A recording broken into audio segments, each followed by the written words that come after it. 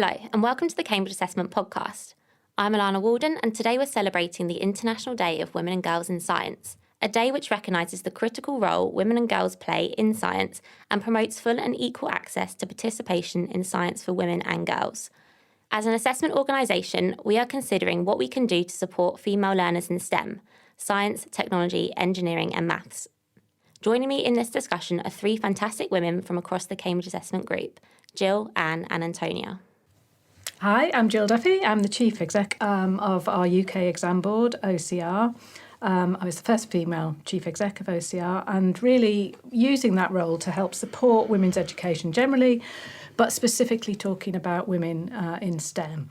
I should mention that I am not a scientist myself. I'm an English literature graduate, but I am the proud mum of two young scientists. My older daughter, Laurel, is currently doing a PhD in Oxford, and she's made a breakthrough in chemistry by creating a ring of 18 carbon atoms, which I think is the first time that that's been created. And my younger daughter, Esme, is currently doing a master's in natural science here at Cambridge. Hi, I'm Clarke. I'm a product manager Agile in Cambridge English Assessment, working in our new products development division. I'm working on an app which helps people prepare for their exams, and it's called Exam Lift. It's a new app, and we're developing it in an agile manner. So that means we need to look at the data and use that data to inform what our decisions about the product and what we do next. I have a degree in natural sciences, metallurgy and material science from Cambridge, and I'm a past chair of Cambridge AWISE, which is a networking organisation for women working in science and engineering in the Cambridge area. I also, like Jill, have a relative working in science because my husband is a research scientist. Hi, my name is Antonia Sudkämper. I'm a researcher at OCR, and I previously did my doctoral research in psychology, hence I'm a social scientist myself. And my research during the PhD focused on gender equality, specifically men and gender equality, but I've also been involved in various other academic and non-academic initiatives focusing on gender equality. Among those projects were also projects on women in science. At the moment, I'm also doing research for OCR on the diversity within our examination papers, and I'll be talking about that a bit more later. And generally, I've always tried to make my research and projects quite applied and aim to make a contribution towards achieving gender equality.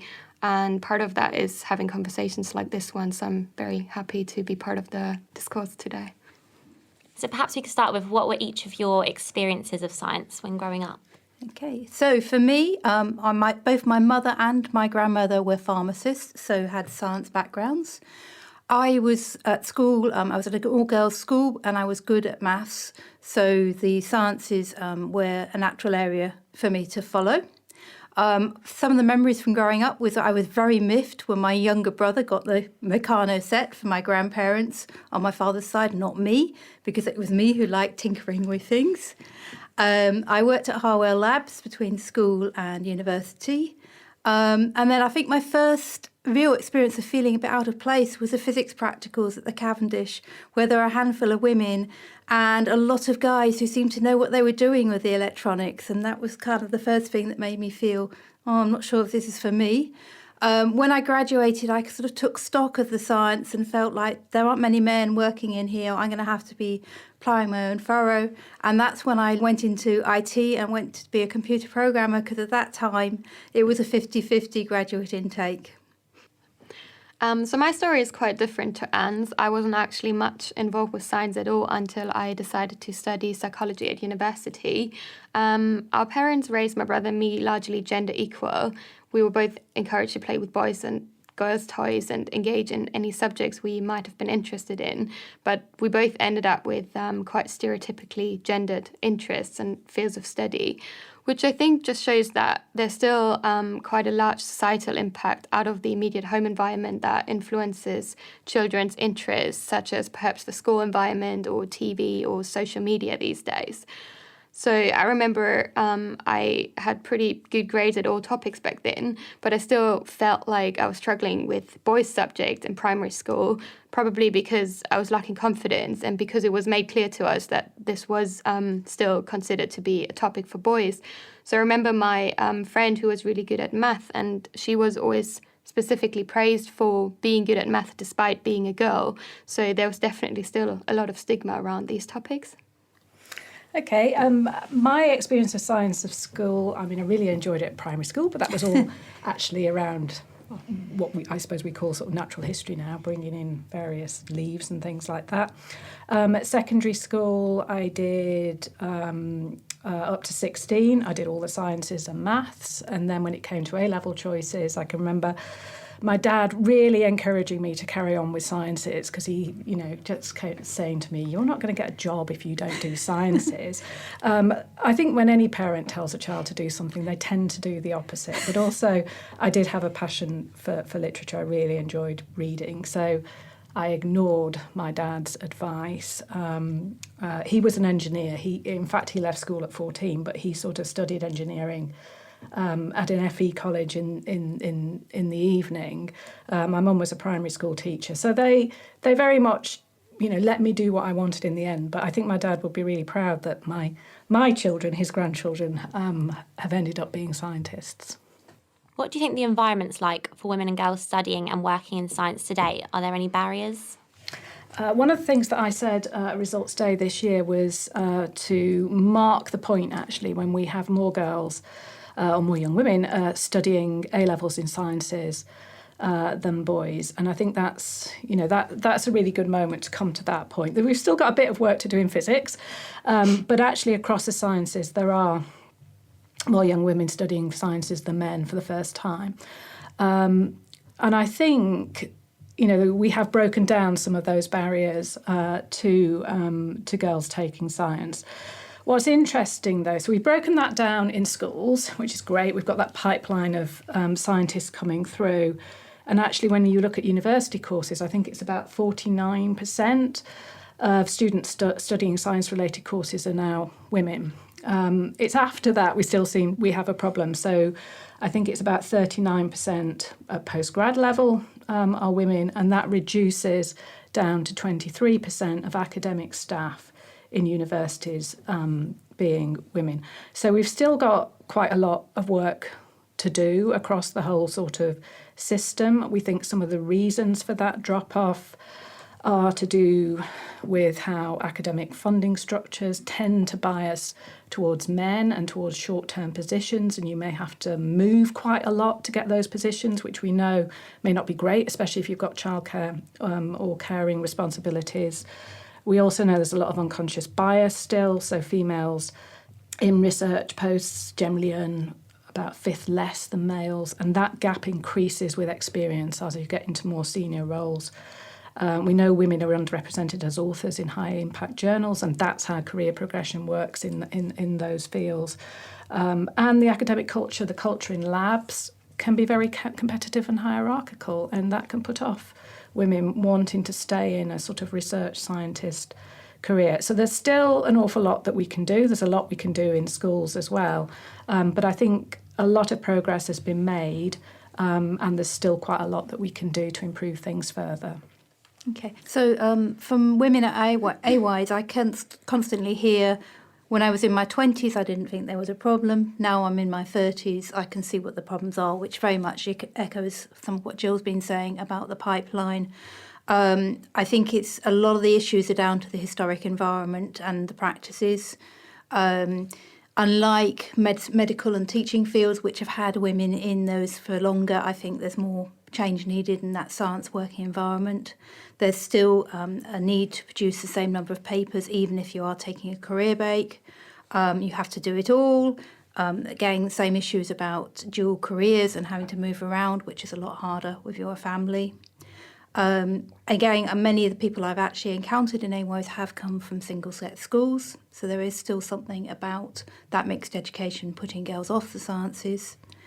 And another observation is that many of the very successful female scientists have either been single or have had a husband who's taken the main caring responsibilities.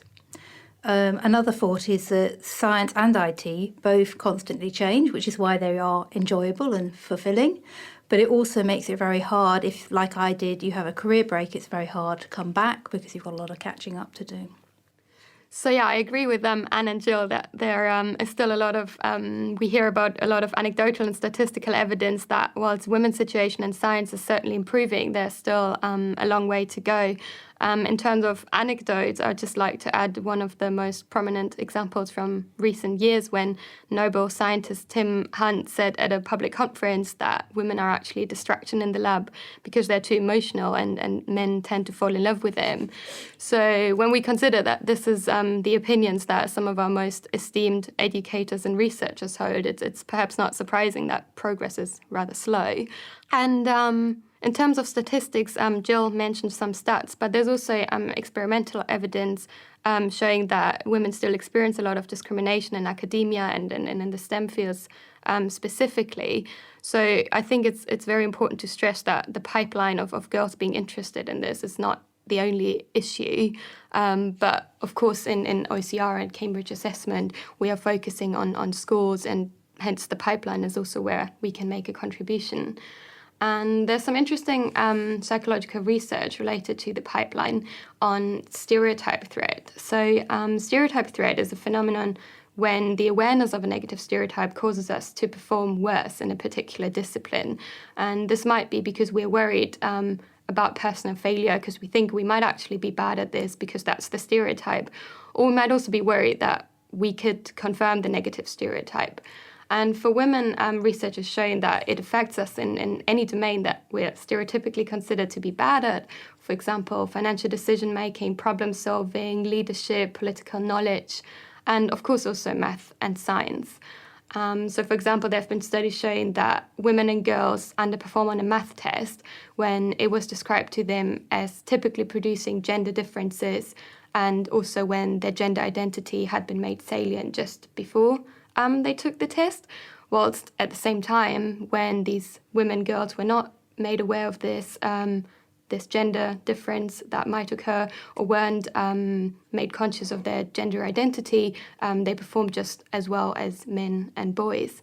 And this evidence has been found for women and girls of all ages, but it most clearly starts to emerge in middle school. And I think that's a very interesting finding for us at OCR, as this is, of course, the age where we start working with the children or have an influence through our examination material.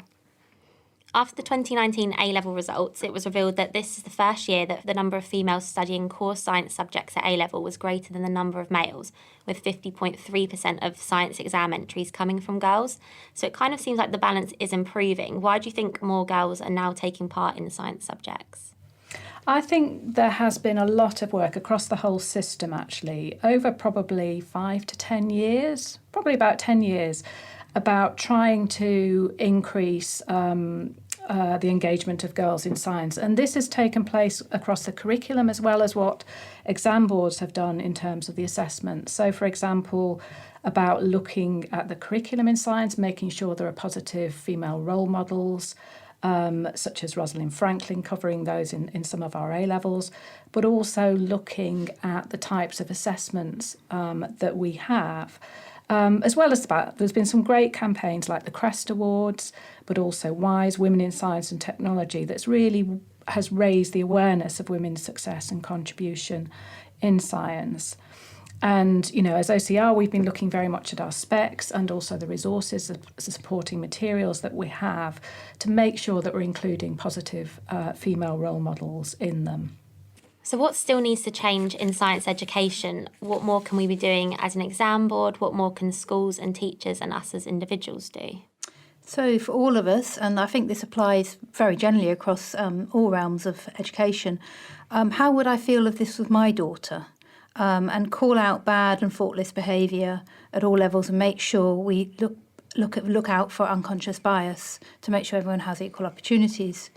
As a man, take paternity leave, be involved at home, and do get really involved down to buying the birthday presents. Within schools, work to remove that gender stereotyping from schools. We can relate science and engineering to traditional girls' interests as well. So thinking of cooking, following a recipe is scientific method. Knitting patterns, that's coding. And girls also enjoyed computer games just as much as boys. It just may be different games they're playing. And I think as an example, what we can do is very much focus on making our assessments more inclusive and representative of the candidates who are taking our qualifications and the teachers who teach those qualifications.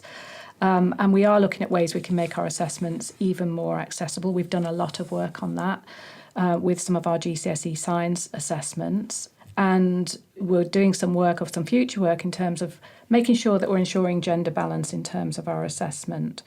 We're also looking at how we can support schools with support material and really highlight some really good practice that we're seeing out in schools. So, for example, we've got a new GCSE computer science video which features Nicholas Chamberlain's school, which talks about empowering female students and encouraging many females into computer science. And they have achieved a 50-50 gender balance in terms of the candidates in that school who are taking computer science.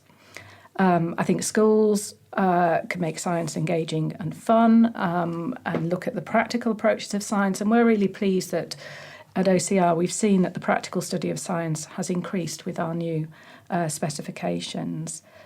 And for universities and other groups, we should look at outreach. So, for example, both my daughters were involved with Chaos, which is a volunteer student group in Cambridge that goes out to festivals and to schools to really encourage parents and young children to engage with science. Yes, I agree that all educational institutions can and should contribute, specifically by communicating that science is a subject that both boys and girls are interested in and both boys and girls can be good at. And Jill talked a bit about what we're doing in OCR. I can maybe add a little to that. So I'm currently working on some research because our aim is to communicate in our examination papers and practice materials exactly that this is for boys and girls. And what we're looking at currently in the research is at the item context. In item context, we often have protagonists or images, and what we're currently trying to do is to make sure that we have an even gender balance, but also we're looking at ethnicity of protagonists and images so that both boys and girls feel that they're represented in our papers and materials. And we are absolutely committed to getting a better balance there if it turns out that we're not quite there yet. Also in the item context, what we are looking at are the themes of the item context. So often, especially in math, there's a theme such as football or dancing or something that the actual content is set in. And we're also trying to make sure that we have an even representation there of topics that boys might be more interested in, girls might be more interested in, or even choose topics that are gender neutral in that regard, just to make sure that our items are not more accessible to one demographic group than to another. And more broadly, in terms of educating ourselves, what we're also doing at Cambridge Assessment at the moment is developing a diversity strategy. I'm part of the working group developing this strategy, and the aim is, of course, to raise awareness across all of our employees that this is a topic that matters. In the same way, we're also planning to train our assessors who are also involved in developing products in diversity issues. So why is it important to have gender diversity in science? I think it's important for all of society that we have more girls in science, because by not having girls in science, we are significantly reducing the talent pool, and then we're really missing out and then slowing down scientific progress. And I think in our generation and the next generation, we have huge problems to solve, such as climate change and everything related to it. And I think we just want to make sure that we have all the talent we can get to solve these issues. We're clearly going in a positive direction, but there's a lot we can still do to support participation in science subjects and lots to think about. Thank you, Jill, Anne and Antonia, for your time on this International Day of Women and Girls in Science. Thank you for listening to the Cambridge Assessment podcast. You can find all of our podcasts on the Cambridge Assessment website. Just search Podcast Gallery, or you can find us on YouTube or wherever you usually listen to your podcasts.